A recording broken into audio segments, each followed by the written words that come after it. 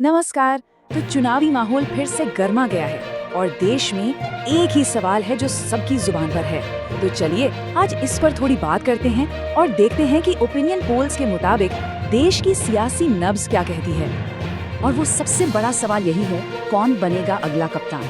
अगर मान लीजिए चुनाव कल ही हो जाएं, तो देश की बागडोर किसके हाथ में जाएगी। यही वो सवाल है जिसका जवाब आज हम इन आंकड़ों में ढूंढने की कोशिश करेंगे। देखिए, मोटे तौर पर देखें तो कहानी में दो किरदार मेन हैं। एक तरफ है प्रधानमंत्री मोदी, जिनके लिए सवाल है कि क्या वो तीसरी बार वापसी करेंगे, और दूसरी तरफ है राहुल गांधी, जिनसे उम्मीद है कि क्या वो कोई मास्टर स्ट्रोक चलकर बाजी पलट देंगे। पूरा सर्वे इन्हीं दो संभावनाओं के इर्द गिर्द घूमता है। ठीक है, तो अब बातों से आगे बढ़ते हैं और सीधे आंकड़ों की दुनिया में चलते हैं। देखते हैं कि यह सर्वे देश के मूड के बारे में आखिर कह क्या रहा है। तो सबसे पहले नजर डालते हैं वोट शेयर पर। इसका सीधा सा मतलब है कि अगर 100 लोग वोट दे रहे हैं तो कितने किसको वोट देंगे। सर्वे के मुताबिक एनडीए को मिल रहे हैं 43% वोट, आईएनडीआई गठबंधन को 38% और बाकी के 19% वोट अन्य के खाते में जा रहे हैं। मतलब वोट शेयर के हिसाब से देखें तो फासला बहुत ज्यादा नहीं है। मुकाबला काफी दिलचस्प लग रहा है। लेकिन असली खेल तो सीटों का होता है। सरकार वोट से नहीं, सीटों से बनती है। तो अब देखते हैं कि ये वोट शेयर सीटों में कैसे बदलता है। सर्वे कहता है कि एनडीए को 295 सीटें मिल सकती हैं, आईएनडीआई को 180 और अन्य को 68। तो यहाँ देखिए, यहाँ पर फासला एकदम से काफी बड़ा हो जाता है। अच्छा, ये जो पूरे देश का नंबर है, ये आता कहाँ से है? ये आता है अलग अलग राज्यों से, जहाँ असली चुनावी जंग लड़ी जाती है। तो चलिए एक छोटा सा टूर करते हैं देश के कुछ अहम चुनावी मैदानों का। शुरुआत करते हैं उत्तर भारत से। इसे अक्सर राजनीति का किला कहा जाता है और यहाँ जो होता है उसका असर पूरे देश के नतीजों पर पड़ता है। और ये आंकड़े बता रहे हैं कि इस किले पर किसकी पकड़ मजबूत है। उत्तर प्रदेश हो, बिहार हो या राजस्थान, इन बड़े राज्यों में सर्वे एनडीए को एक तरफा बढ़त दिखा रहा है। सच तो ये है कि एनडीए की जो राष्ट्रीय टैली है उसकी बुनियाद यहीं से रखी जाती है। अब उत्तर से सीधे चलते हैं दक्षिण की तरफ। यहाँ की राजनीति, यहाँ के समीकरण, सब कुछ एकदम अलग है। यहाँ का मुकाबला कहीं ज्यादा कड़ा और दिलचस्प है।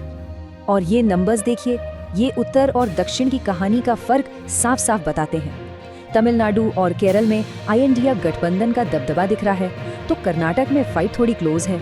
इससे ये पता चलता है कि कोई एक तरफा लहर नहीं है। देश के अलग अलग हिस्सों में वोटर अलग अलग तरह से सोच रहा है। तो हमने राज्यों की बात कर ली। अब ये समझते हैं कि लोग जब वोट देने जाते हैं तो उनके दिमाग में चलता क्या है, वो कौन से मुद्दे हैं जो सबसे ज्यादा मायने रखते हैं। सर्वे के हिसाब से ये 4 मुद्दे टॉप पर हैं। महंगाई और बेरोजगारी, यानी रोजमर्रा की जिंदगी से जुड़े मुद्दे सबसे अहम हैं। इसके बाद आते हैं विकास और भ्रष्टाचार। मतलब साफ है, चुनाव इस बात पर लड़ा जाएगा कि विकास के बड़े बड़े वादे और आम आदमी की जेब की हकीकत में कितना तालमेल है। और ये एक लाइन जो सर्वे में कई लोगों ने कही, ये पूरी कहानी का निचोड़ है कि हाँ, काम तो दिख रहा है, लेकिन हमारी जेब पर उसका असर कब दिखेगा। ये एक ऐसा सवाल है जो वोटर हर पार्टी से पूछ रहा है। तो हमने देश का मूड समझ लिया, राज्यों का हाल देख लिया और जनता के मन की बात भी जान ली। अब इन सब टुकड़ों को जोड़कर देखते हैं कि आखिर में बड़ी तस्वीर क्या बनती है। तो ये वो मौका है जब सारे छोटे बड़े आंकड़े मिलकर एक फाइनल नंबर बनाते हैं। चलिए देखते हैं कि अंतिम अनुमान क्या कहता है। पर उससे पहले ये नंबर याद कर लीजिए, 272। ये वो जादुई आंकड़ा है जो दिल्ली का रास्ता तय करता है। सरकार बनाने के लिए इतनी सीटें चाहिए ही चाहिए। तो सवाल ये उठता है कि लेखक इतने आत्मविश्वास से ये दावा कर कैसे रहा है। चलिए पता लगाते हैं।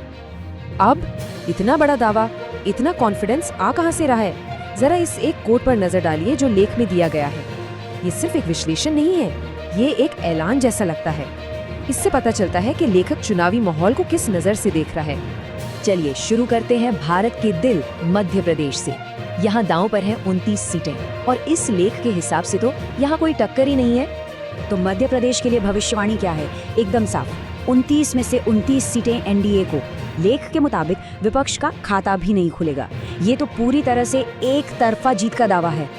तो सवाल ये है कि इस क्लीन स्वीप का आधार क्या है? लेख इसे कहता है विकास की लहर। ये सिर्फ एक शब्द नहीं है, ये एक बहुत पावरफुल इमेज है। ये बताता है कि मतदाता सिर्फ नीतियों पर रिएक्ट नहीं कर रहे हैं, बल्कि उन्हें लग रहा है कि वो एक बड़े बदलाव का हिस्सा है। ठीक है, तो ये तो हुई मध्य प्रदेश की बात। अब चलते हैं पहाड़ों की तरफ। हिमाचल प्रदेश, क्या वहाँ भी कहानी कुछ ऐसी ही है?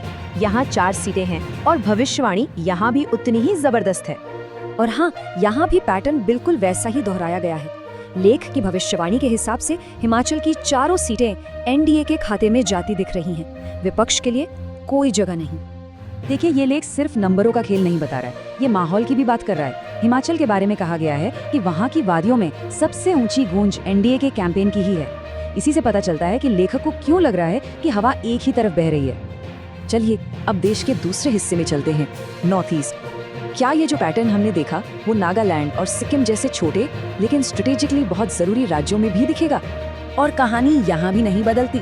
नागालैंड और सिक्किम दोनों ही राज्यों में एक एक सीट है और दोनों ही एनडीए को जाती दिख रही हैं। इससे वो जो 35-0 का दावा है वो और भी पक्का होता दिखता है। तो नॉर्थ ईस्ट में इस अनुमानित जीत का क्या कारण बताया जा रहा है? लेख के मुताबिक ये सिर्फ सड़कें या बिल्डिंग्स बनाने की बात नहीं है, बात है विकास के जरिए लोगों के दिलों को छूने की। ये एक बहुत ही इमोशनल तर्क है। तो हमने मध्य प्रदेश देखा, हिमाचल देखा और नॉर्थ ईस्ट भी। इन सारी भविष्यवाणियों में एक चीज कॉमन है, एक धागा है जो इन सबको जोड़ता है और लेख इस पर एक बहुत ही साफ तर्क देता है। तो पूरे लेख का जो सार है, जो निचोड़ है, वो 2 शब्दों पर आकर टिक जाता है, स्थिरता और विकास। लेखक का मानना है कि वोटर एक स्टेबल सरकार और दिखने वाले डेवलपमेंट के नाम पर वोट कर रहे हैं और यही चीज इन सभी राज्यों में एनडीए के पक्ष में एक लहर बना रही है। तो कहानी शुरू होती है देश के सबसे पहले नतीजे से। और ये नतीजा कहां से आया? ये आया अरब सागर के बीच बसे खूबसूरत केंद्र शासित प्रदेश लक्षद्वीप से। अब देखिए, लक्षद्वीप में लोकसभा की सिर्फ 1 सीट है, लेकिन कहते हैं ना, हर बड़ी कहानी की शुरुआत एक छोटे से कदम से होती है। तो हमारी चुनावी कहानी की शुरुआत भी यहीं से होती है। और नतीजा क्या रहा? पहली ही सीट सीधा एनडीए के खाते में। जैसा कि एक जगह कहा गया है, अरब सागर के नीले पानी के बीच से खबर आई, 1 सीट और वो पूरी की पूरी एनडीए की। तो स्कोरबोर्ड पर पहला अंक लग चुका है। चलिए अब रुख करते हैं उत्तर भारत की तरफ। और यहाँ हमें 2 बिल्कुल अलग, एकदम जुदा चुनावी कहानियां देखने को मिली। सबसे पहले चलते हैं बर्फीले पहाड़ों की वादियों में जम्मू कश्मीर। यहाँ कुल 6 सीटों पर मुकाबला था और नतीजा बिल्कुल बराबरी पे छूटा। 3 सीटें एनडीए को तो 3 सीटें इंडिया गठबंधन को। मतलब एकदम कांटे की टक्कर। इसने वाकई सबको हैरान कर दिया। इसे एक जगह बहुत ही दिलचस्प तरीके से बताया गया। ये एक बैलेंस्ड फाइट थी, जैसे क्रिकेट का कोई टाई ब्रेकर मैच। वाकई शांति और विकास के मुद्दों पर एक रोमांचक मुकाबला देखने को मिला। तो जम्मू कश्मीर के इस टाई के बाद अब सीधा चलते हैं देश की राजधानी दिल्ली। यहाँ दांव पर थी 7 सीटें और दिल्ली का फैसला जम्मू कश्मीर से एकदम उलट। यहाँ नतीजा एक तरफा रहा, एक क्लीन स्वीप। 7 की 7 सीटें एनडीए के पाले में गईं। इंडिया गठबंधन यहाँ अपना खाता तक नहीं खोल पाया। इस नतीजे पर एक बड़ी दिलचस्प टिप्पणी सुनने को मिली। दिल्ली तो जैसे मोदी मैजिक में डूबी हुई है। ठीक है, तो लक्षद्वीप से शुरुआत, फिर जम्मू कश्मीर का टाई और दिल्ली का क्लीन स्वीप। एनडीए 49 सीटों के साथ काफी आराम से आगे हैं। वहीं इंडिया गठबंधन 20 पर है और 2 सीटें दूसरों के खाते में है। मुकाबला वाकई दिलचस्प होता जा रहा है। उत्तर के बाद अब कहानी का रुख करते हैं दक्षिण भारत की तरफ। देखते हैं वहां की सियासी हवा किस ओर बह रही है। और दक्षिण से एक बड़ा और अहम नतीजा आया तेलंगाना से। यहाँ 17 सीटों पर मुकाबला था और यहाँ देखिए, एनडीए ने 17 में से 11 सीटों पर एक बड़ी जीत दर्ज की। दिलचस्प बात यह है कि इंडिया गठबंधन को एक भी सीट नहीं मिली। बाकी 3 सीटें क्षेत्रीय पार्टियों के पास गईं। दक्षिण में एनडीए की ये जीत एक बहुत अहम दस्तक मानी जा रही है। और इसी के साथ फ्रेंच फ्लेवर वाले खूबसूरत शहर पुडुचेरी की 1 सीट भी एनडीए के ही नाम रही। अब कुछ और राज्यों पर नजर डालते हैं, जहां कहीं तो एक तरफा जीत मिली तो कहीं कहीं करीबी मुकाबले हुए। इन नतीजों ने कहानी को और भी ज्यादा दिलचस्प बना दिया है। और ये स्लाइड 2 बिल्कुल अलग तस्वीरें दिखाती है। एक तरफ है छत्तीसगढ़, जहां एनडीए ने 11-0 से क्लीन स्वीप किया, 100% का स्ट्राइक रेट। और दूसरी तरफ है पंजाब, जहां कहानी एकदम उल्टी है। यहां इंडिया गठबंधन ने 11 सीटें जीतकर अपना दबदबा दिखाया। और फिर बादलों के घर मेघालय में हमें जम्मू कश्मीर जैसा ही एक और टाई देखने को मिला। यहाँ भी नतीजा 1-1 से बराबर रहा। 1 सीट एनडीए को और 1 इंडिया गठबंधन को। तो चुनावी नतीजों की रात स्क्रीन पर जो नंबर बदलते हैं ना, वो सिर्फ आंकड़े नहीं होते, वो तो एक पूरी कहानी सुना रहे होते हैं, देश के मिजाज की। तो चलिए आज हम इन्हीं नंबरों की कहानी को समझते हैं परत परत। देखते हैं कि कैसे एक एक राज्य ने मिलकर भारत का फैसला सुनाया। तो सबसे बड़ा सवाल यही उठता है, ये जो नंबर हैं, ये आखिर कहानी क्या कह रहे हैं? चलिए पता लगाते हैं। इस सवाल का जवाब हमें मिलेगा इन आंकड़ों के सफर में। हम एक एक राज्य को देखेंगे और समझेंगे कि नतीजों की ये पूरी इमारत ईंट दर ईंट कैसे बनी। वो कौन से राज्य थे जहां से पहली तस्वीरें आई, जहां से बढ़त बननी शुरू हुई? आइए देखते हैं। और हमारी गिनती की शुरुआत हो रही है दक्षिण के एक बहुत ही अहम रण क्षेत्र कर्नाटक से। देखिए, ये एक ऐसा राज्य है जहां विधानसभा चुनाव के नतीजे कुछ और ही थे। तो जाहिर है सबकी नजरें इस बात पर थी कि लोकसभा में यहाँ क्या होता है। तो नतीजे सामने हैं। कर्नाटक की कुल 28 सीटों में से बीजेपी के नेतृत्व वाले एनडीए को मिली 22 सीटें, एक बड़ा आंकड़ा। वहीं विपक्षी दलों के इंडिया गठबंधन को 5 सीटों पर ही रुकना पड़ा और 1 सीट गई अन्य के खाते में। सच कहूं तो दक्षिण में इतनी मजबूत शुरुआत ने कई राजनीतिक पंडितों को भी चौंका दिया था। और शायद इसीलिए हमारे स्रोत इसे कहते हैं एनडीए का दक्षिणी दबदबा एक सरप्राइज पैकेज। सच में इस एक नतीजे ने चुनाव के दिन का शुरुआती टोन सेट कर दिया था। तो दक्षिण में इस जबरदस्त प्रदर्शन के बाद चलिए अब पश्चिम की ओर चलते हैं। प्रधानमंत्री के गृह राज्य गुजरात। यहाँ कहानी सरप्राइज की नहीं थी, यहाँ तो उम्मीदें थी क्लीन स्वीप की। और हुआ भी बिल्कुल वैसा ही। गुजरात ने एकदम एक तरफा फैसला सुनाया। 26 में से 25 सीटें सीधी एनडीए के खाते में। इंडिया गठबंधन को मिली सिर्फ 1 सीट। ये अपने गढ़ को बचाने जैसा था, और वो भी क्या शानदार तरीके से। तो सोचिए, सिर्फ इन 2 बड़े राज्यों के बाद ही तस्वीर क्या बन रही है। अच्छा, अब बड़े राज्यों की बात तो हो गई, लेकिन कहानी सिर्फ इनकी नहीं होती। चलिए देखते हैं कि कैसे छोटे छोटे राज्य और यूनियन टेरिटरीज भी इस बड़ी कहानी में अपना रोल अदा करते हैं और कैसे ये आंकड़ों की रफ्तार को और तेज कर देते हैं। और जरा रफ्तार देखिए, दमन और दीव से +1, अरुणाचल प्रदेश से +2, उत्तराखंड की पांचों सीटें और मिजोरम से भी +1। ये जो छोटी छोटी लेकिन पक्की जीतें होती हैं ना, यही मिलकर एक बड़ी लहर बनाती हैं। तो इन सारी जीतों को मिला के अब हमारी गिनती पहुंच गई है 240 सीटों तक। और एनडीए का स्कोर 166, वो अपनी बढ़त को और भी मजबूत कर रहा है। इंडिया गठबंधन अभी 64 पर है। बहुमत का जो मैजिकल नंबर होता है ना, वो अब यहां से साफ साफ पहुंच में दिखने लगा है। लेकिन अब हम उस राज्य की तरफ बढ़ रहे हैं जिसके बारे में कहा जाता है कि दिल्ली का रास्ता वहीं से होकर जाता है। जी हां, भारतीय राजनीति का सबसे बड़ा रण क्षेत्र, एक ऐसा राज्य जहां के नतीजे पूरी चुनावी हवा का रुख बदल सकते हैं। 80, बस ये एक नंबर काफी है। जी हां, 80 सीटें। ये सिर्फ एक आंकड़ा नहीं है, ये अपने आप में एक पूरी की पूरी कहानी है। बात हो रही है भारत के सबसे बड़े राज्य उत्तर प्रदेश की, और यहाँ के नतीजों ने तो जैसे सब कुछ तय कर दिया। 80 में से 70 सीटें, एक जबरदस्त जीत एनडीए के लिए। इंडिया गठबंधन सिर्फ 10 सीटों पर सिमट गया। ये किसी पॉलिटिकल भूकंप से कम नहीं था, और इसने एनडीए को बहुमत के बिल्कुल दरवाजे पर लाकर खड़ा कर दिया। और इसीलिए हमारे स्रोत इसे कहते हैं यूपी फैक्टर। क्या कमाल का नतीजा! सच में ये वो फैक्टर था जिसने विपक्ष की बची खुची उम्मीदों पर भी पानी फेर दिया और सत्ता की दौड़ को लगभग एक तरफा बना दिया। तो यूपी के नतीजों के बाद एक बार फिर से स्कोरबोर्ड पर नजर डालते हैं। अब तक 321 सीटों की गिनती हो चुकी है और एनडीए का आंकड़ा देखिए, 237, इंडिया गठबंधन 74 पर और अन्य 10 पर। अब ये सिर्फ एक बढ़त नहीं है, ये एक प्रचंड बढ़त है। तो अब जीत की नींव तो रखी जा चुकी है मजबूती से। चलिए अब देखते हैं कि कुछ और राज्यों ने इस बढ़त को और कैसे मजबूत किया और फाइनल तस्वीर को शेप दिया। अब चलते हैं पूरब की ओर, उड़ीसा, जहां चुनावी तस्वीर बिल्कुल साफ नजर आई। तो उड़ीसा की 21 सीटों में से 15 सीटें एनडीए ने जीती। इंडिया गठबंधन को मिली 2 सीटें और 4 सीटें गईं अन्य के खाते में, जिसमें वहां की एक बड़ी रीजनल पार्टी भी शामिल है। ये जीत दिखाती है कि पूर्वी भारत में भी एनडीए का प्रभाव कितना बढ़ रहा था। और अब हम अपनी गिनती के आखिरी पड़ाव पर हैं। चलिए झारखंड के आंकड़े देखते हैं। झारखंड में भी कहानी ज्यादा अलग नहीं थी। वहां की 14 सीटों में से 13 सीटें एक तरफा तरीके से एनडीए ने जीती और इंडिया गठबंधन को मिली सिर्फ 1 सीट। तो ये इस इलाके में एनडीए के दबदबे पर एक और पक्की मोहर थी। तो जितने भी राज्यों को हमने अभी तक देखा, उन सभी के आंकड़ों को मिलाकर ये है फाइनल तस्वीर। एनडीए 265 सीटों के साथ सबसे बड़ी ताकत, इंडिया गठबंधन 77 पर और अन्य 14 पर। ये आंकड़े वही कहानी कह रहे हैं जिसे हमने राज्य दर राज्य एक एक करके बनते हुए देखा। तो ये थी कहानी नंबरों की। हमने देखा कि कैसे अलग अलग राज्यों के छोटे बड़े नतीजों ने मिलकर एक राष्ट्रीय तस्वीर बनाई। लेकिन देखिए, हर चुनाव का अंत ना एक नई शुरुआत होता है, एक नई सरकार की, एक नई राजनीति की। तो हमारी पड़ताल भी यहीं से शुरू होती है। तो चलिए सबसे पहले चलते हैं चंडीगढ़, एक प्लैन्ड सिटी। तो क्या यहाँ का नतीजा भी पहले से तय था? देखते हैं इस शहर ने सत्ताधारी गठबंधन एनडीए और विपक्षी गठबंधन इंडिया में से किसको चुना है। और नतीजा एकदम शीशे की तरह साफ। चंडीगढ़ की एक अकेली लोकसभा सीट और वो सीधी गई एनडीए के खाते में।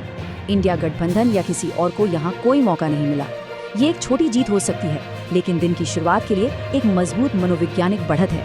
खाता खुल चुका है और इसीलिए शायद इसे कहा जा रहा है प्लान्ड सिटी, प्लान्ड जीत। मतलब शहर की तरह ही जीत भी सुनियोजित थी। ये शुरुआती बढ़त कहानी को एक दिलचस्प मोड़ तो देती है, पर सवाल ये है कि क्या ये ट्रेंड देश के बाकी हिस्सों में भी दिखेगा। चलिए आगे बढ़ते हैं। अब हम रुक करते हैं देश के पूर्वोत्तर की तरफ, नॉर्थ ईस्ट। यहाँ की पॉलिटिक्स हमेशा से ही बड़ी दिलचस्प और जटिल रही है। यहाँ के नतीजे अक्सर सबको चौंकाते हैं। तो देखते हैं इस बार पूर्वोत्तर का ये किला किसके हाथ लगा है। नॉर्थ ईस्ट में सबसे पहले बात करते हैं त्रिपुरा की, और यहाँ तो कहानी बिल्कुल एक तरफा है।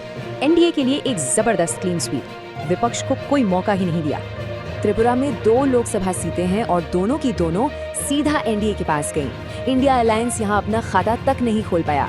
ये नतीजा राज्य में एनडीए के दबदबे को साफ साफ दिखाता है। इस बड़ी जीत का क्रेडिट दिया जा रहा है पूर्व मुख्यमंत्री बिप्लब कुमार देब को। कहते हैं ये उनके प्रभाव का नतीजा है। ये दिखाता है कि कैसे एक मजबूत लोकल लीडर नतीजों पर सीधा असर डाल सकता है। लेकिन क्या पूरे नॉर्थ ईस्ट में यही कहानी दोहराई गई? शायद नहीं।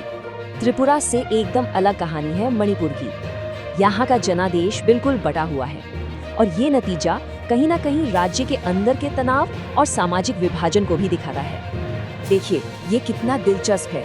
यहाँ सीटें भौगोलिक आधार पर बट गई हैं। जो मैदानी इलाका है वहाँ की सीट एनडीए को मिली और पहाड़ी इलाके वाली सीट गई इंडिया अलायंस के पास। मतलब साफ है, मैदान बनाम पहाड़ की पॉलिटिक्स यहाँ के नतीजों में साफ झलक रही है। चलिए अब चलते हैं नॉर्थ ईस्ट के सबसे बड़े प्लेयर की तरफ, असम। 14 सीटें हैं यहाँ, और यहाँ जो होता है उसका असर पूरे क्षेत्र की राजनीति पर पड़ता है। और असम के आंकड़े देखिए, एनडीए के लिए बेहद शानदार।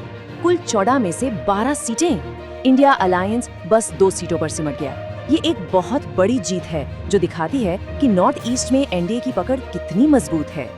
इस जबरदस्त परफॉर्मेंस के पीछे एक ही नाम लिया जा रहा है, हिमंत का जादू। मुख्यमंत्री हिमंत बिस्वा शर्मा की रणनीति और जमीनी पकड़ ने यहाँ एनडीए के लिए कमाल कर दिया है। तो नॉर्थ ईस्ट की कहानी हमने देख ली। अब बारी है बड़े राज्यों की, वो स्टेट्स जहाँ सीटें ज्यादा हैं और जहाँ से दिल्ली का रास्ता तय होता है। यहाँ नंबर भी बड़े हैं और ड्रामा भी। तो सबसे पहले चलते हैं राजस्थान, और यहाँ तो लगता है एनडीए ने चुनावी जीत की जैसे बरसात ही कर दी है, विपक्ष को ज्यादा मौके दिए बिना। जरा आंकड़ों पर नजर डालिए, 25 में से 22 सीटें एनडीए के पास। इंडिया अलायंस को बस 3 से संतोष करना पड़ा। ये एक तरफा प्रदर्शन है जो दिखाता है कि राज्य में एनडीए का पलड़ा कितना भारी है। लेकिन क्या हर बड़े राज्य की कहानी इतनी सीधी सादी थी, या फिर कहानी में कोई ट्विस्ट भी है? चलिए अब साउथ की तरफ चलते हैं, एक ऐसा राज्य जहां के नतीजों ने सबको हैरान कर दिया। और ये रहा वो ट्विस्ट, आंध्र प्रदेश। यहाँ के नतीजे देखिए, 25 में से 16 सीटें एनडीए के पास। लेकिन जो सबसे बड़ी खबर है वो है वाईएसआरसीपी का प्रदर्शन, जो सिर्फ 9 सीटों पर रह गई हैं, और इंडिया अलायंस 0। ये एक बहुत बड़ा उलटफेर है। इस उलटफेर के हीरो हैं चंद्रबाबू नायडू। क्या जबरदस्त वापसी की है उन्होंने। उनकी पार्टी टीडीपी, जो एनडीए का ही हिस्सा है, उसी ने ये कमाल किया है। और ये एक ऐसा ट्विस्ट है जिसने सिर्फ आंध्र की नहीं बल्कि दिल्ली की राजनीति के समीकरण भी बदल दिए हैं। तो हमने अलग अलग राज्यों की कहानी देखी, कहीं एनडीए का दबदबा तो कहीं जबरदस्त ट्विस्ट। अब इन सब टुकड़ों को जोड़कर देखते हैं कि बड़ी तस्वीर क्या कहती है। 500 से ज्यादा सीटों की गिनती हो चुकी है, तो आखिर लहर है किसकी? और ये है द बिग पिक्चर। 500 सीटों का आंकड़ा देखें। एनडीए 363 सीटों के साथ बहुत बड़ी बढ़त बनाए हुए है। इंडिया अलायंस 117 पर और बाकी 20। ये जो फासला है ये बहुत बड़ा है और ये एक बहुत साफ इशारा दे रहा है। इन नंबर्स को देखकर तो बस एक ही बात जुबान पर आती है, लहर तेज है। और शुरुआत करते हैं बिहार से। सोर्स का कहना है कि यहाँ की राजनीति जाति का खेल है। तो इस जटिल खेल में पोल का झुकाव किस तरफ है, आइए देखते हैं। ये देखिए बिहार की 40 सीटों का हिसाब किताब।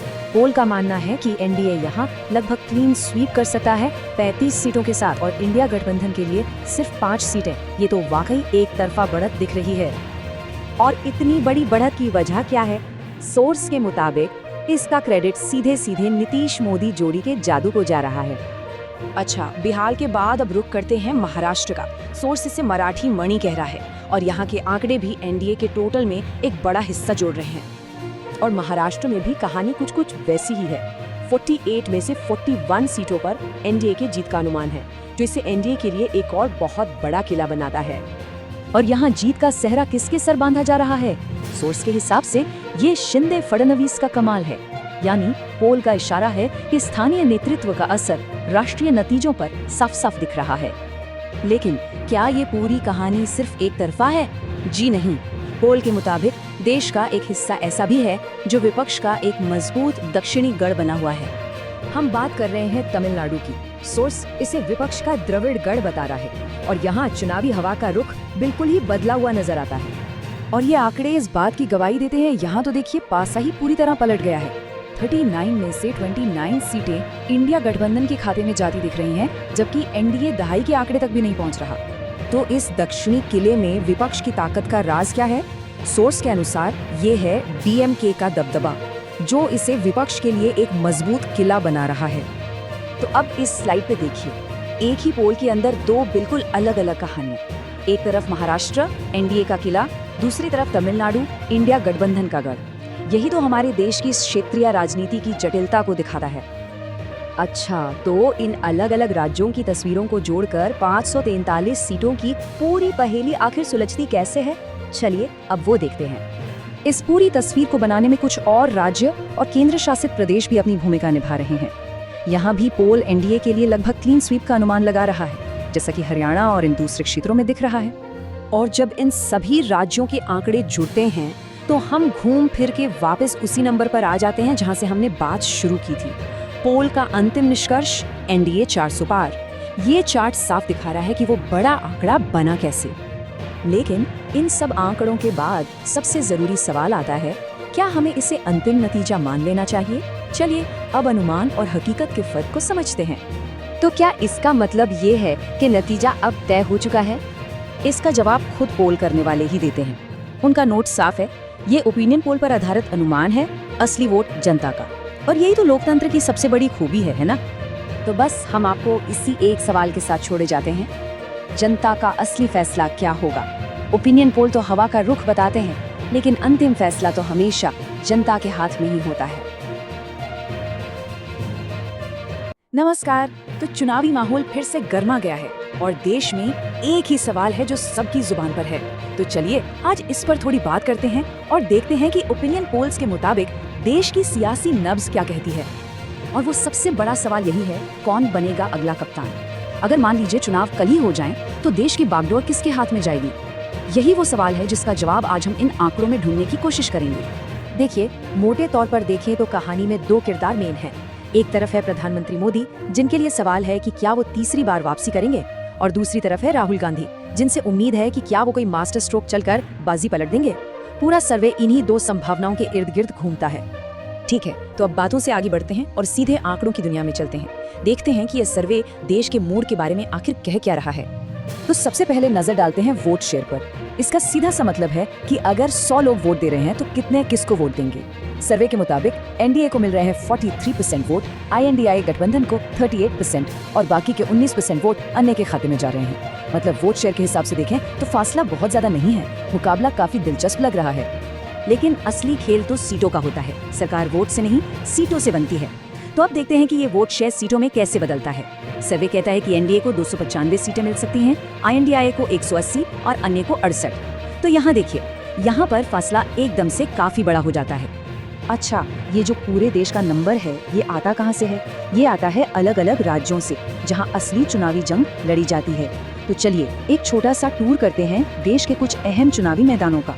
शुरुआत करते हैं उत्तर भारत से। इसे अक्सर राजनीति का किला कहा जाता है और यहाँ जो होता है उसका असर पूरे देश के नतीजों पर पड़ता है। और ये आंकड़े बता रहे हैं कि इस किले पर किसकी पकड़ मजबूत है। उत्तर प्रदेश हो, बिहार हो या राजस्थान, इन बड़े राज्यों में सर्वे एनडीए को एक तरफा बढ़त दिखा रहा है। सच तो ये है कि एनडीए की जो राष्ट्रीय टैली है उसकी बुनियाद यहीं से रखी जाती है। अब उत्तर से सीधे चलते हैं दक्षिण की तरफ। यहाँ की राजनीति, यहाँ के समीकरण, सब कुछ एकदम अलग है। यहाँ का मुकाबला कहीं ज्यादा कड़ा और दिलचस्प है। और ये नंबर्स देखिए, ये उत्तर और दक्षिण की कहानी का फर्क साफ साफ बताते हैं। तमिलनाडु और केरल में INDA गठबंधन का दबदबा दिख रहा है, तो कर्नाटक में फाइट थोड़ी क्लोज है। इससे ये पता चलता है कि कोई एक तरफा लहर नहीं है। देश के अलग अलग हिस्सों में वोटर अलग अलग तरह से सोच रहा है। तो हमने राज्यों की बात कर ली, अब ये समझते हैं कि लोग जब वोट देने जाते हैं तो उनके दिमाग में चलता क्या है, वो कौन से मुद्दे हैं जो सबसे ज्यादा मायने रखते हैं। सर्वे के हिसाब से ये 4 मुद्दे टॉप पर हैं। महंगाई और बेरोजगारी, यानी रोजमर्रा की जिंदगी से जुड़े मुद्दे सबसे अहम हैं। इसके बाद आते हैं विकास और भ्रष्टाचार। मतलब साफ है, चुनाव इस बात पर लड़ा जाएगा कि विकास के बड़े बड़े वादे और आम आदमी की जेब की हकीकत में कितना तालमेल है। और ये एक लाइन जो सर्वे में कई लोगों ने कही, ये पूरी कहानी का निचोड़ है कि हाँ, काम तो दिख रहा है, लेकिन हमारी जेब पर उसका असर कब दिखेगा? ये एक ऐसा सवाल है जो वोटर हर पार्टी से पूछ रहा है। तो हमने देश का मूड समझ लिया, राज्यों का हाल देख लिया और जनता के मन की बात भी जान ली। अब इन सब टुकड़ों को जोड़कर देखते हैं कि आखिर में बड़ी तस्वीर क्या बनती है। तो ये वो मौका है जब सारे छोटे बड़े आंकड़े मिलकर एक फाइनल नंबर बनाते हैं। चलिए देखते हैं कि अंतिम अनुमान क्या कहता है। पर उससे पहले ये नंबर याद कर लीजिए, 272। ये वो जादुई आंकड़ा है जो दिल्ली का रास्ता तय करता है। सरकार बनाने के लिए इतनी सीटें चाहिए ही चाहिए। तो सवाल ये उठता है कि लेखक इतने आत्मविश्वास से ये दावा कर कैसे रहा है। चलिए पता लगाते हैं। अब इतना बड़ा दावा, इतना कॉन्फिडेंस आ कहां से रहा है? जरा इस एक कोट पर नजर डालिए जो लेख में दिया गया है। ये सिर्फ एक विश्लेषण नहीं है, ये एक ऐलान जैसा लगता है। इससे पता चलता है कि लेखक चुनावी माहौल को किस नजर से देख रहा है। चलिए शुरू करते हैं भारत के दिल मध्य प्रदेश से। यहाँ दांव पर है 29 सीटें और इस लेख के हिसाब से तो यहाँ कोई टक्कर ही नहीं है। तो मध्य प्रदेश के लिए भविष्यवाणी क्या है? एकदम साफ, 29 में से 29 सीटें NDA को। लेख के मुताबिक विपक्ष का खाता भी नहीं खुलेगा। ये तो पूरी तरह से एक तरफा जीत का दावा है। तो सवाल ये है कि इस क्लीन स्वीप का आधार क्या है? लेख इसे कहता है विकास की लहर। ये सिर्फ एक शब्द नहीं है, ये एक बहुत पावरफुल इमेज है। ये बताता है कि मतदाता सिर्फ नीतियों पर रिएक्ट नहीं कर रहे हैं, बल्कि उन्हें लग रहा है कि वो एक बड़े बदलाव का हिस्सा है। ठीक है, तो ये तो हुई मध्य प्रदेश की बात। अब चलते हैं पहाड़ों की तरफ, हिमाचल प्रदेश। क्या वहाँ भी कहानी कुछ ऐसी ही है? यहाँ 4 सीटें हैं और भविष्यवाणी यहाँ भी उतनी ही जबरदस्त है। और हाँ, यहाँ भी पैटर्न बिल्कुल वैसा ही दोहराया गया है। लेख की भविष्यवाणी के हिसाब से हिमाचल की 4 सीटें NDA के खाते में जाती दिख रही हैं। विपक्ष के लिए कोई जगह नहीं। देखिए, ये लेख सिर्फ नंबरों का खेल नहीं बता रहा है, ये माहौल की भी बात कर रहा है। हिमाचल के बारे में कहा गया है कि वहाँ की वादियों में सबसे ऊंची गूंज NDA के कैंपेन की ही है। इसी से पता चलता है कि लेखक को क्यों लग रहा है कि हवा एक ही तरफ बह रही है। चलिए अब देश के दूसरे हिस्से में चलते हैं, नॉर्थ ईस्ट। क्या ये जो पैटर्न हमने देखा वो नागालैंड और सिक्किम जैसे छोटे लेकिन स्ट्रेटेजिकली बहुत जरूरी राज्यों में भी दिखेगा? और कहानी यहाँ भी नहीं बदलती। नागालैंड और सिक्किम दोनों ही राज्यों में एक सीट है और दोनों ही NDA को जाती दिख रही हैं। इससे वो जो 35-0 का दावा है वो और भी पक्का होता दिखता है। तो नॉर्थ ईस्ट में इस अनुमानित जीत का क्या कारण बताया जा रहा है? लेख के मुताबिक ये सिर्फ सड़कें या बिल्डिंग्स बनाने की बात नहीं है, बात है विकास के जरिए लोगों के दिलों को छूने की। ये एक बहुत ही इमोशनल तर्क है। तो हमने मध्य प्रदेश देखा, हिमाचल देखा और नॉर्थ ईस्ट भी। इन सारी भविष्यवाणियों में एक चीज कॉमन है, एक धागा है जो इन सबको जोड़ता है और लेख इस पर एक बहुत ही साफ तर्क देता है। तो पूरे लेख का जो सार है, जो निचोड़ है, वो 2 शब्दों पर आकर टिक जाता है, स्थिरता और विकास। लेखक का मानना है कि वोटर एक स्टेबल सरकार और दिखने वाले डेवलपमेंट के नाम पर वोट कर रहे हैं और यही चीज इन सभी राज्यों में NDA के पक्ष में एक लहर बना रही है। तो कहानी शुरू होती है देश के सबसे पहले नतीजे से। और ये नतीजा कहां से आया? ये आया अरब सागर के बीच बसे खूबसूरत केंद्र शासित प्रदेश लक्षद्वीप से। अब देखिए, लक्षद्वीप में लोकसभा की सिर्फ 1 सीट है, लेकिन कहते हैं ना, हर बड़ी कहानी की शुरुआत एक छोटे से कदम से होती है। तो हमारी चुनावी कहानी की शुरुआत भी यहीं से होती है। और नतीजा क्या रहा? पहली ही सीट सीधा NDA के खाते में। जैसा कि एक जगह कहा गया है, अरब सागर के नीले पानी के बीच से खबर आई, 1 सीट और वो पूरी की पूरी NDA की। तो स्कोरबोर्ड पर पहला अंक लग चुका है।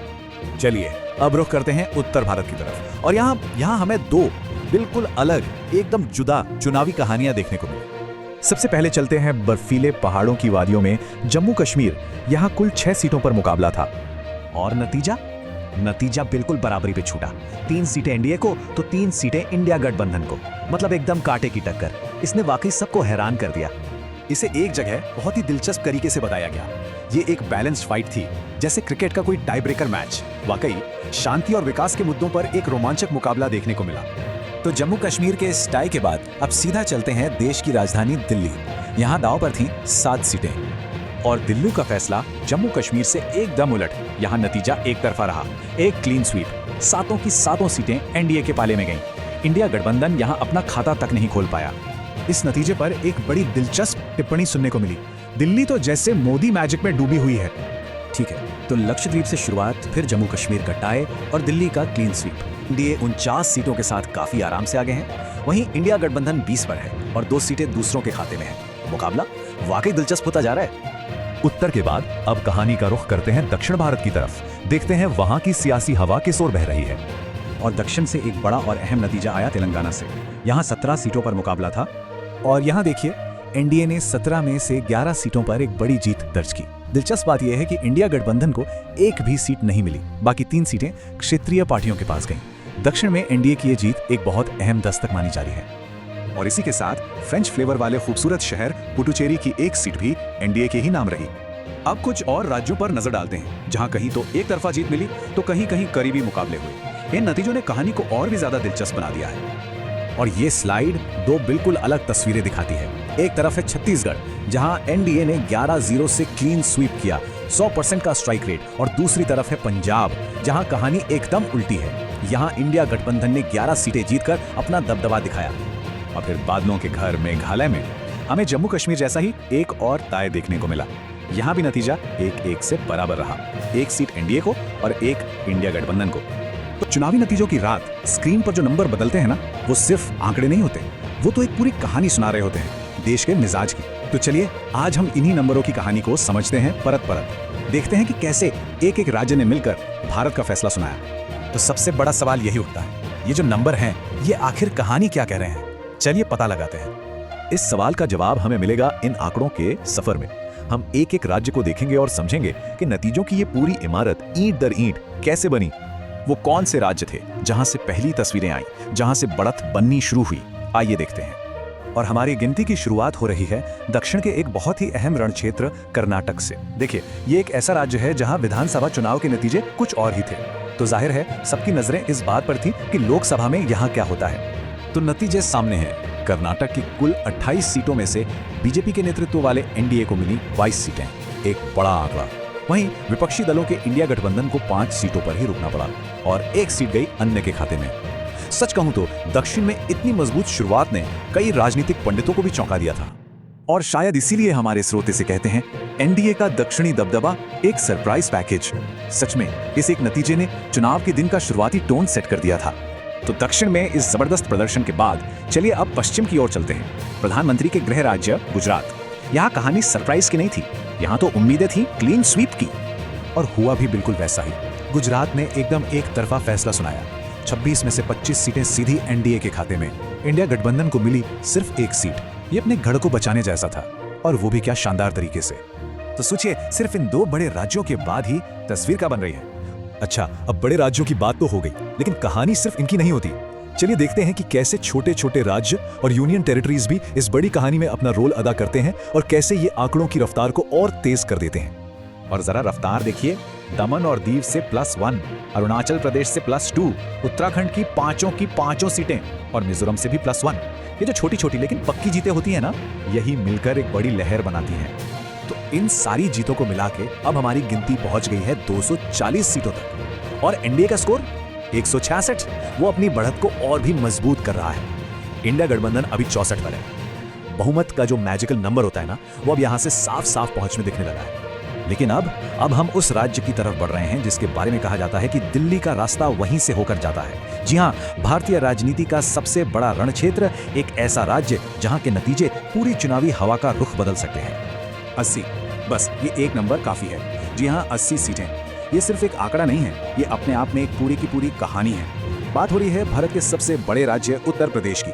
और यहाँ के नतीजों ने तो जैसे सब कुछ तय कर दिया। 80 में से 70 सीटें, एक जबरदस्त जीत एनडीए के लिए। इंडिया गठबंधन सिर्फ 10 सीटों पर सिमट गया। ये किसी पॉलिटिकल भूकंप से कम नहीं था और इसने एनडीए को बहुमत के बिल्कुल दरवाजे पर लाकर खड़ा कर दिया। और इसीलिए हमारे श्रोते इसे कहते हैं यूपी फैक्टर। क्या कमाल का नतीजा। सच में ये वो फैक्टर था जिसने विपक्ष की बची खुची उम्मीदों पर भी पानी फेर दिया और सत्ता की दौड़ को लगभग एक तरफा बना दिया। तो यूपी के नतीजों के बाद एक बार फिर से स्कोरबोर्ड पर नजर डालते हैं। अब तक 321 सीटों की गिनती हो चुकी है और एनडीए का आंकड़ा देखिए 237, इंडिया गठबंधन 74 पर और अन्य 10 पर। अब ये सिर्फ एक बढ़त नहीं है, ये एक प्रचंड बढ़त है। तो अब जीत की नींव तो रखी जा चुकी है मजबूती से।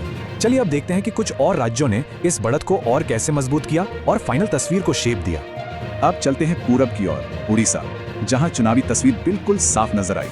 तो ओडिशा की 21 सीटों में से 15 सीटें एनडीए ने जीती। इंडिया गठबंधन को मिली 2 सीटें और 4 सीटें गईं अन्य के खाते में, जिसमें वहां की एक बड़ी रीजनल पार्टी भी शामिल है। ये जीत दिखाती है कि पूर्वी भारत में भी एनडीए का प्रभाव कितना बढ़ रहा था। और अब हम अपनी गिनती के आखिरी पड़ाव पर हैं। चलिए झारखंड के आंकड़े देखते हैं। झारखंड में भी कहानी ज्यादा अलग नहीं थी। वहां की 14 सीटों में से 13 सीटें एक तरफा तरीके से एनडीए ने जीती और इंडिया गठबंधन को मिली सिर्फ 1 सीट। तो ये इस इलाके में एनडीए के दबदबे पर एक और पक्की मोहर थी। तो जितने भी राज्यों को हमने अभी तक देखा, उन सभी के आंकड़ों को मिलाकर ये है फाइनल तस्वीर। एनडीए 265 सीटों के साथ सबसे बड़ी ताकत, इंडिया गठबंधन 77 पर और अन्य 14 पर। ये आंकड़े वही कहानी कह रहे हैं जिसे हमने राज्य दर राज्य एक एक करके बनते हुए देखा। तो ये थी कहानी नंबरों की। हमने देखा कि कैसे अलग अलग राज्यों के छोटे बड़े नतीजों ने मिलकर एक राष्ट्रीय तस्वीर बनाई। लेकिन देखिए, हर चुनाव का अंत ना एक नई शुरुआत होता है, एक नई सरकार की, एक नई राजनीति की। तो हमारी पड़ताल भी यहीं से शुरू होती है। तो चलिए सबसे पहले चलते हैं चंडीगढ़, एक प्लान्ड सिटी। तो क्या यहाँ का नतीजा भी पहले से तय था? देखते हैं इस शहर ने सत्ताधारी गठबंधन एनडीए और विपक्षी गठबंधन इंडिया में से किसको चुना है। और नतीजा एकदम शीशे की तरह साफ। चंडीगढ़ की एक अकेली लोकसभा सीट और वो सीधी गई एनडीए के खाते में। इंडिया गठबंधन या किसी और को यहाँ कोई मौका नहीं मिला। ये एक छोटी जीत हो सकती है, लेकिन दिन की शुरुआत के लिए एक मजबूत मनोवैज्ञानिक बढ़त है। खाता खुल चुका है और इसीलिए शायद इसे कहा जा रहा है प्लान्ड सिटी, प्लान्ड जीत। मतलब शहर की तरह ही जीत भी सुनियोजित थी। ये शुरुआती बढ़त कहानी को एक दिलचस्प मोड़ तो देती है, पर सवाल ये है कि क्या ये ट्रेंड देश के बाकी हिस्सों में भी दिखेगा। चलिए आगे बढ़ते हैं। अब हम रुक करते हैं देश के पूर्वोत्तर की तरफ, नॉर्थ ईस्ट। यहाँ की पॉलिटिक्स हमेशा से ही बड़ी दिलचस्प और जटिल रही है। यहाँ के नतीजे अक्सर सबको चौंकाते हैं। तो देखते हैं इस बार पूर्वोत्तर का ये किला किसके हाथ लगा है। नॉर्थ ईस्ट में सबसे पहले बात करते हैं त्रिपुरा की, और यहाँ तो कहानी बिल्कुल एक तरफा है। एनडीए के लिए एक जबरदस्त क्लीन स्वीप, विपक्ष को कोई मौका ही नहीं दिया। त्रिपुरा में 2 लोकसभा सीटें हैं और दोनों की दोनों सीधा एनडीए के पास गईं। इंडिया अलायंस यहाँ अपना खाता तक नहीं खोल पाया।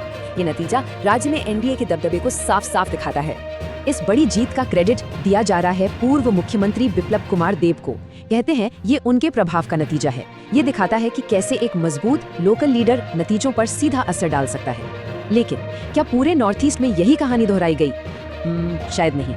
त्रिपुरा से एकदम अलग कहानी है मणिपुर की। यहाँ का जनादेश बिल्कुल बटा हुआ है और ये नतीजा कहीं ना कहीं राज्य के अंदर के तनाव और सामाजिक विभाजन को भी दिखाता है। देखिए ये कितना दिलचस्प है। यहाँ सीटें भौगोलिक आधार पर बट गई हैं। जो मैदानी इलाका है वहाँ की सीट एनडीए को मिली और पहाड़ी इलाके वाली सीट गई इंडिया अलायंस के पास। मतलब साफ है, मैदान बनाम पहाड़ की पॉलिटिक्स यहाँ के नतीजों में साफ झलक रही है।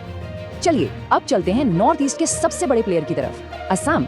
14 सीटें हैं यहाँ और यहाँ जो होता है उसका असर पूरे क्षेत्र की राजनीति पर पड़ता है। और असम के आंकड़े देखिए, एनडीए के लिए बेहद शानदार। कुल 14 में से 12 सीटें। इंडिया अलायंस बस 2 सीटों पर सिमट गया। ये एक बहुत बड़ी जीत है जो दिखाती है कि नॉर्थ ईस्ट में एनडीए की पकड़ कितनी मजबूत है। इस जबरदस्त परफॉर्मेंस के पीछे एक ही नाम लिया जा रहा है, हिमंत का जादू। मुख्यमंत्री हिमंत बिस्वा शर्मा की रणनीति और जमीनी पकड़ ने यहाँ एनडीए के लिए कमाल कर दिया है। तो नॉर्थ ईस्ट की कहानी हमने देख ली। अब बारी है बड़े राज्यों की, वो स्टेट्स जहाँ सीटें ज्यादा हैं और जहाँ से दिल्ली का रास्ता तय होता है। यहाँ नंबर भी बड़े हैं और ड्रामा भी। तो सबसे पहले चलते हैं राजस्थान, और यहाँ तो लगता है एनडीए ने चुनावी जीत की जैसे बरसात ही कर दी है, विपक्ष को ज्यादा मौके दिए बिना। जरा आंकड़ों पर नजर डालिए, 25 में से 22 सीटें एनडीए के पास। इंडिया अलायंस को बस 3 से संतोष करना पड़ा। ये एक तरफा प्रदर्शन है जो दिखाता है कि राज्य में एनडीए का पलड़ा कितना भारी है। लेकिन क्या हर बड़े राज्य की कहानी इतनी सीधी सादी थी, या फिर कहानी में कोई ट्विस्ट भी है? चलिए अब साउथ की तरफ चलते हैं, एक ऐसा राज्य जहाँ के नतीजों ने सबको हैरान कर दिया।